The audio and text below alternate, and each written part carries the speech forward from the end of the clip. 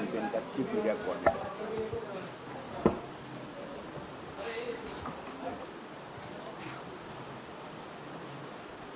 আমার ডান পাশে যিনি বসা আছেন তার পরিচয় দেওয়ার ক্ষমা করবেন যে রীতি অনুযায়ী পরিচয় দেওয়া দরকার। নাম আপনারা সবাই জানেন, রবিশঙ্কর প্রসাদ, পাটনার নিবাসী এবং ভারতীয় জনতা পার্টির রাজ্যসভার ডেপুটি লিডার, অপোজিশন লিডার, এবং তার সাথে এখন যে সারা দেশ জুড়ে ক্যাম্পেইন চলছে সেই ক্যাম্পেইন কমিটির মিডিয়া চিফ। রবিশঙ্করজির মতো একজন বড় মাপের নেতা আজকে এখানে প্রচারে এসছেন, তার ফাঁকেই আমরা আপনাদের সাথে রবিশঙ্করজির কথাবার্তা করানোর একটা সুযোগ আমরা যখন পেয়েছি সেটা লাভটা আমরা নিচ্ছি। এবং পাশে সিদ্ধার্থনাথ সিং, আমাদের বাংলার প্রভারী, অতএব সিদ্ধার্থনাথ সিং এর সাথে সবার আপনাদের পরিচয় আছে। বর্তমান যে রাজনৈতিক অবস্থা চলছে সারা দেশে এবং পশ্চিমবাংলায়, সেই রাজনৈতিক অবস্থা নিয়ে রবিশঙ্করজি আপনাদের সামনে প্রথমে বলবেন, আর তারপরে আপনাদের যাদের যা প্রশ্ন আছে সেই প্রশ্ন আপনারা করবেন। मित्रों, ये मुझे पहली बात कहनी थी।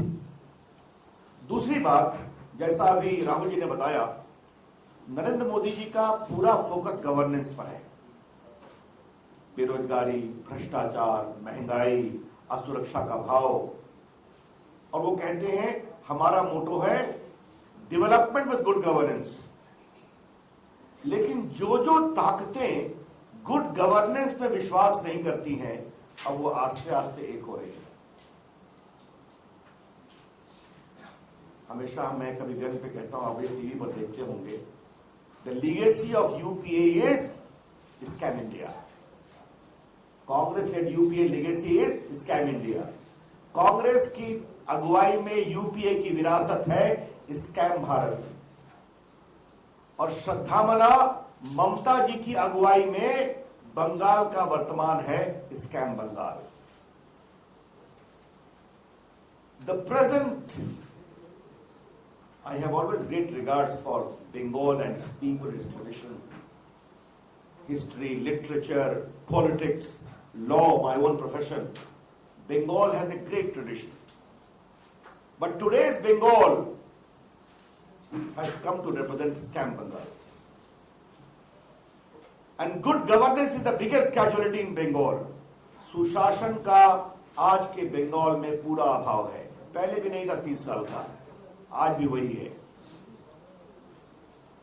तो हिंदुस्तान की राजनीति में अभी के चुनाव में दो मुद्दे हैं। देश की अनुप्रवेश को लेकर के तो ममता जी ने भी संसद में विरोध किया था, तो अगर वो मोदी जी को गिरफ्तार करने की बात करती हैं तो ये आरोप तो ममता जी को भी लगना चाहिए। अब राहुल जी के अपने बोलने का स्टाइल होता है। मैं पेशे से वकील हूं, सुप्रीम कोर्ट का सीनियर एडवोकेट हूं, देश का कानून मंत्री भी रहा हूं अटल जी की सरकार में, तो आज मैं ममता जी से कुछ कानून की भाषा में बात करना चाहता हूं। आपको मालूम है, today I will be citing from 2 Supreme Court judgments, immediately 2-3 lines. Assam में आईएमडीटी को लेकर केस हुआ था सुप्रीम कोर्ट में, मालूम होगा आपको, इन्फिल्ट्रेशन के खिलाफ। बाकी देश में फॉरेनर्स एक्ट है, वहां आईएमडीटी एक्ट था। तो Supreme Court has occasion to go into the entire gamut of the problem of illegal infiltration from Bangladesh. 2 judgment हुए थे, उसके मैं बस 2-3 लाइन आपको पढ़ के सुनाऊंगा। The first judgment is of 2005, Sarbananda Sonowal versus Union of India. ये द साइटेशन इज 2005 5 SCC 665। मैं इसके सुप्रीम कोर्ट ने क्या कहा, मैं इसके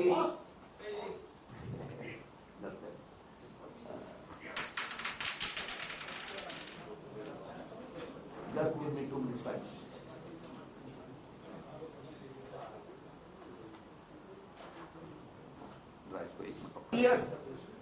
The influx of Bangladeshi nationals who have illegally migrated into Assam pose a threat to the integrity and security of northern eastern region. Yes, Supreme Court, their presence has changed the demographic character of that region, and local people of Assam have been reduced to a status of minority in certain districts. जो supreme Court ने आसाम के बारे में कहा वो equally applicable है बंगाल के बारे में कि they pose a threat to the unity and integrity. इसी में एक बार और कही है सुप्रीम कोर्ट ने कि it is akin to an aggression on India. उस शब्द का भी प्रयोग सुप्रीम कोर्ट ने किया। यस, देखिए मैं पढ़ता हूं। As already discussed, the presence of such a large number of illegal migrants from Bangladesh, which runs into millions, is an fact of aggression on the state of Assam. ये supreme Court की भाषा है। ममता जी, नरेंद्र मोदी को छोड़ दीजिए, राहुल सिन्हा को छोड़ दीजिए, अगर सुप्रीम कोर्ट ने कहा कि illegal immigrant from Bangladesh pose a threat to the security and integrity of Assam is amounting to aggression on India, तो इसमें क्या अपराध है? ये कौन सी बात आप कहती हैं कि आपको गिरफ्तार किया जाना चाहिए? आपको पता है सुप्रीम कोर्ट ने कहा कि आईएनडीटी को प्रोविजन को क्वॉश किया और उन्होंने डायरेक्शन दिया कि कृपया करके आप फॉरेनर्स एक्ट में कार्रवाई करिए, ट्राइब्यूनल बनाइए। असम की सरकार ने भारत की सरकार से मिलकर दोबारा उसको चेंज कर दिया और वही कानून को दूसरे फॉर्म में ले आए। जब उसको चैलेंज किया, I had occasion to appear in this case as a senior lawyer, तो सुप्रीम कोर्ट की मैं second case, this is 2007, 1 Supreme Court cases 174। मैं आपको सिर्फ इसका एक लाइन पढ़ना चाहता हूं। Why it was not done so has not been made clear by the central government.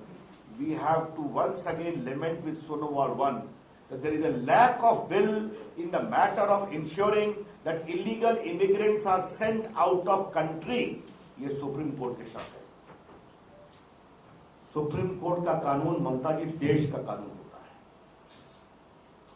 ये कानून सब पर लागू होता है।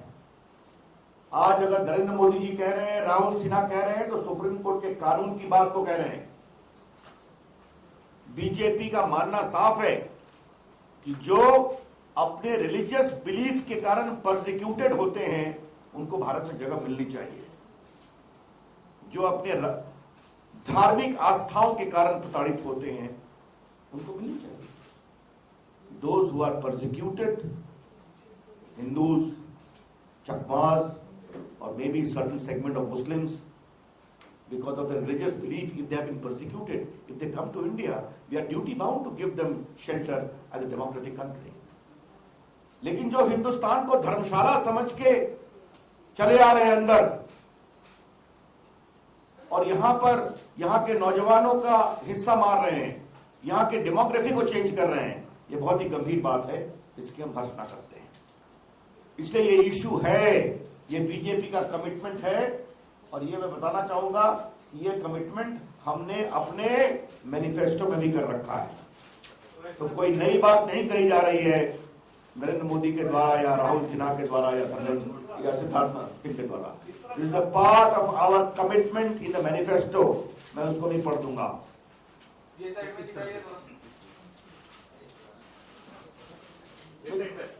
मित्रों, मुझे एक तो अंतिम बात कहनी है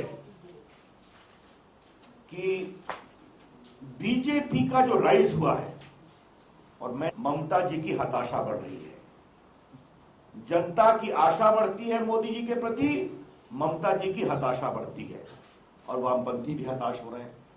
तो बूथ कैप्चरिंग की बात हो रही है।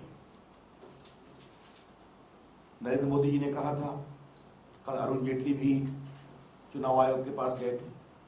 आज मैं पार्टी के एक कार्यकर्ता और head of the media campaign और deputy leader of opposition Rajya Sabha, as a former union minister, as a sitting member of parliament, अपने सारे अधिकारों से मैं चुनाव आयोग से बहुत विनम्र आग्रह करूंगा कि आपका सबसे पहला काम है फ्री एंड फेयर पोल कराना। किसने कितना बोला, नहीं बोला, ये भी आप कम करिए। but the foremost duty of the Election Commission is to ensure that elections are free and fair. Bengal का एक एक मतदाता अपने मतदान का प्रयोग ईमानदारी से करे, बिना भय से करे। हमने आग्रह किया था कि सेंट्रल फोर्सेस हर बूथ पे होनी चाहिए। चुनाव आयोग ने हमें आश्वस्त किया है, लेकिन मुझे मालूम है कि सेंट्रल फोर्सेस के डिप्लॉयमेंट में भारी राजनीति होती है। We would expect the Election Commission to ensure that the central forces are available in all the booths, sensitive or otherwise, so that the voters have got assurance. ये चुनाव आयोग की अग्नि परीक्षा है। This is the acid test of the Election Commission. इस बार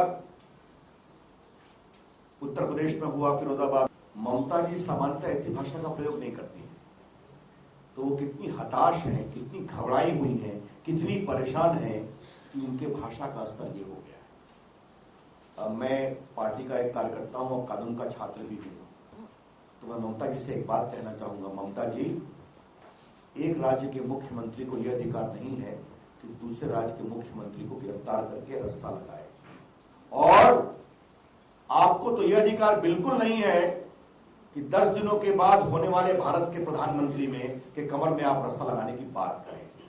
देश की जनता आप पर हंसेगी। ऐसी बात न कहिए जिससे आपकी खिल्ली उड़े।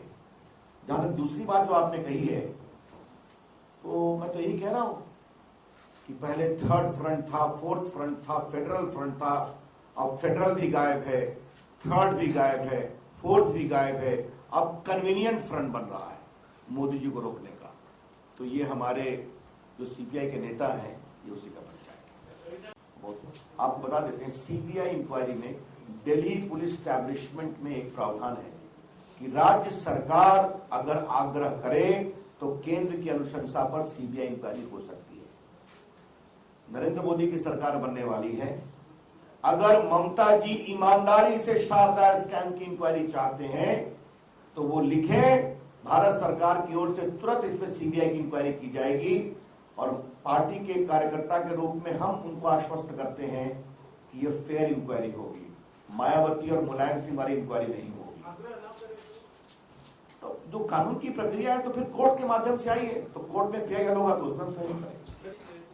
चुनाव आयोग में मामले लॉन्च किए गए, कपिल सिब्बल का कहना है कि देश का जो सेक्युलर जो काम है उसको ये नष्ट किया जा रहा है। आपको क्या? कपिल सिब्बल को आप बहुत लेते हैं गंभीरता से क्या? आप ये सवाल रविशंकर प्रसाद से कर रहे हैं जो अयोध्या केस में रामलला के वकील हैं, मालूम है ना, और जीत गए। फैसला हो गया है कि जहां रामलला विराजमान है वही वो स्थान है, हिंदू मानते हैं कि राम का जन्म हुआ, और उसमें यह भी फैसला हुआ है कि बाबरी मस्जिद का अस्तित्व साबित करने में असफल हुए। लेकिन इस चुनाव में राम जन्मभूमि मुद्दा नहीं है, यह हम स्पष्ट कहना चाहते हैं। इस चुनाव का मुद्दा है गुड गवर्नेंस, विकास, रोजगार, असुरक्षा का भाव, महंगाई, ये मुद्दा है। अब वहां पर राम, और जहां तक बात है तो गांधी जी ने भी राम राज्य की बात तो कही थी ना, इसमें कौन सी बड़ी बात है? रोज प्रियंका जी, राहुल जी, सोनिया जी मंदिर जा रहे हैं अपने प्रचार में, उसको दिखाया जा रहा है। वो भगवान को प्रणाम करके टीका लेके आ रहे हैं, नामांकन के पहले हवन करा रहे हैं रायबरेली में और अमेठी में, ये भी दिखाया जा रहा है। इस पर तो कपिल सिब्बल को आपत्ति नहीं है। अगर किसी मीटिंग में प्रभु राम की एक फोटो लगी है, उस पर परेशानी है, तो मैं क्या बोलूं? Desperation in the extreme.